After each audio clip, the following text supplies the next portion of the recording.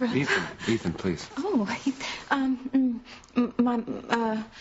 Miss Lopez Fitzgerald and I were just talking about telenovelas, yeah, and how they're just filled with secrets, and when they're revealed, well, everything is just turned upside down. No, don't tell me you're addicted to those things now.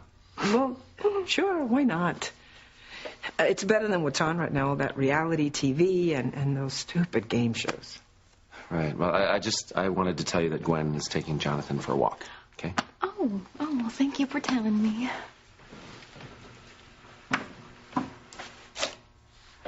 Well, is there something else?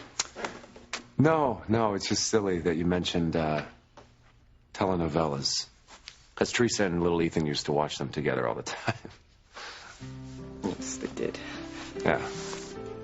And every time I see an advertisement for one of them on television, it hurts a little bit because it makes me think of her.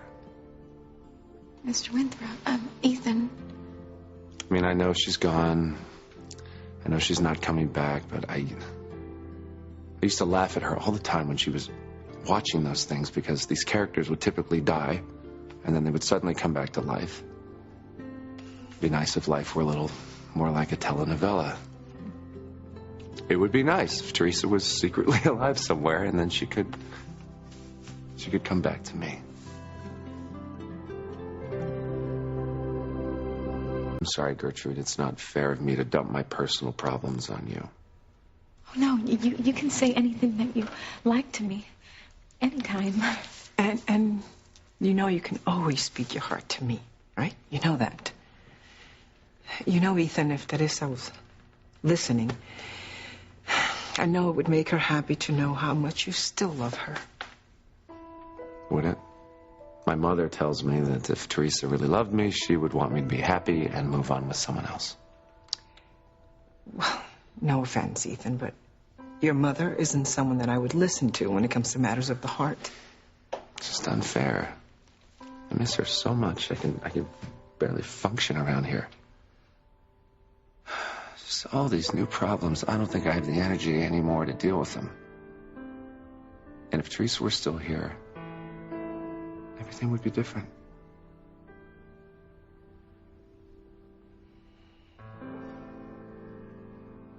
Forgive me, both of you.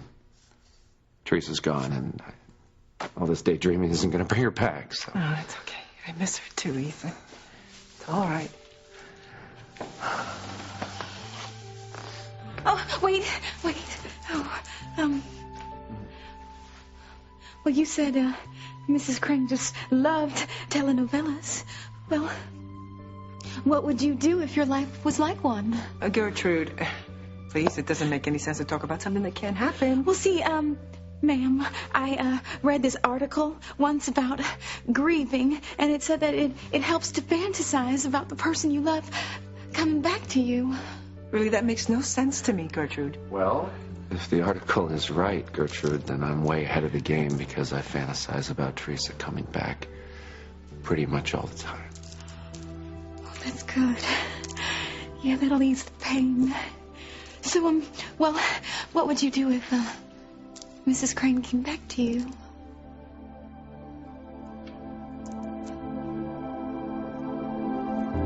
Gertrude, perhaps we should let Ethan grieve in peace. No, actually, it's okay. I like the question. The only time I really find peace is when I'm thinking about Teresa anyway. So if she came back from the dead like in a telenovela? Uh-huh. I can see it. In my mind's eye. That moment when I first see her. And I realize that the fantasy is real.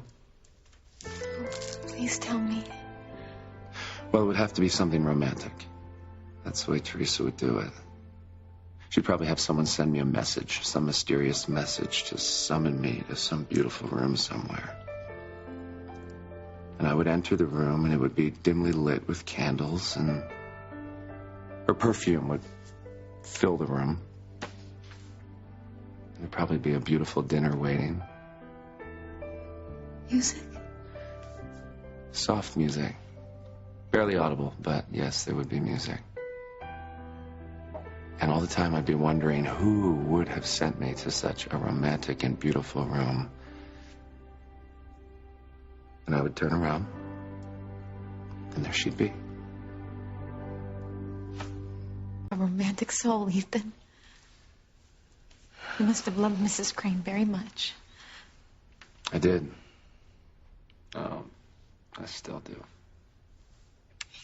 Why are you doing this? You're torturing yourself. I know I am. It must have been very painful for you. Gertrude, there was a silly article you read. That must have been very difficult for you to imagine Teresa coming back from the dead. Actually, no. It was sweet. I liked it. For the first time in a long time, I felt like she was near me. I felt she was in this room, and that was incredible. It's the first time I felt whole in weeks.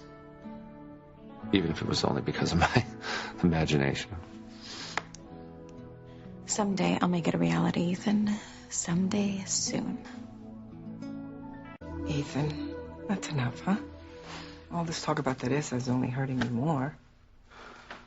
You're probably right. But I really like the way you think. I don't want to live in a world where dreams don't come true. Excuse me, I have some calls to make. Sure. Ethan, one of the maids was handed this note to give to you. Who's it from? I don't know. Someone wants to meet me in one of the spare bedrooms? What is this, Pilar? I don't know. I guess it's up to you to find out.